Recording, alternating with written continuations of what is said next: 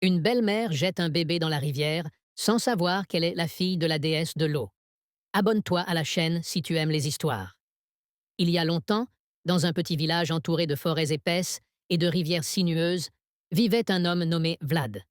Il était grand, fort et reconnu pour son travail acharné. Vlad avait un cœur rempli d'amour, surtout pour sa belle épouse, Gisèle. Leur amour était comme le soleil du matin, éclatant, chaleureux et plein d'espoir.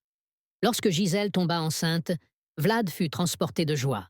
Il chantait, dansait sous la lueur de la lune et promettait d'aimer sa femme et leur enfant à naître pour l'éternité. Mais la vie réserve parfois des épreuves cruelles.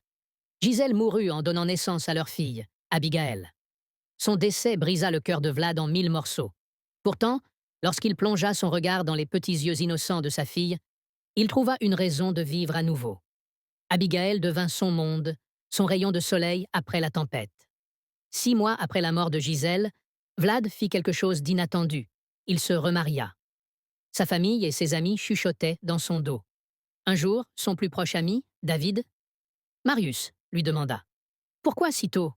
La tombe de Gisèle est encore fraîche.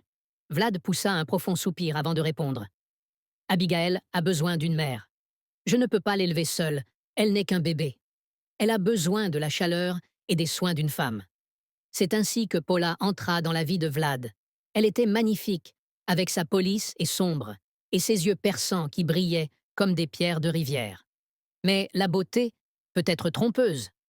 Dès qu'elle franchit le seuil de la maison, tout commença à changer. Au début, Paula faisait semblant d'aimer Abigaël. Mais bien vite, son vrai visage apparut. Se plaignait-elle, en fronçant les sourcils, les mains sur les oreilles.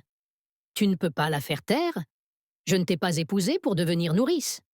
Vlad, aveuglé par l'amour et la peur d'élever Abigaël seule, ignora les paroles cruelles de Paula. Il croyait qu'avec le temps, elle finirait par aimer l'enfant. Il avait tort. Si vous voulez la suite de l'histoire, allez vous abonner à notre page Facebook en cliquant sur le lien qui est dans la bio.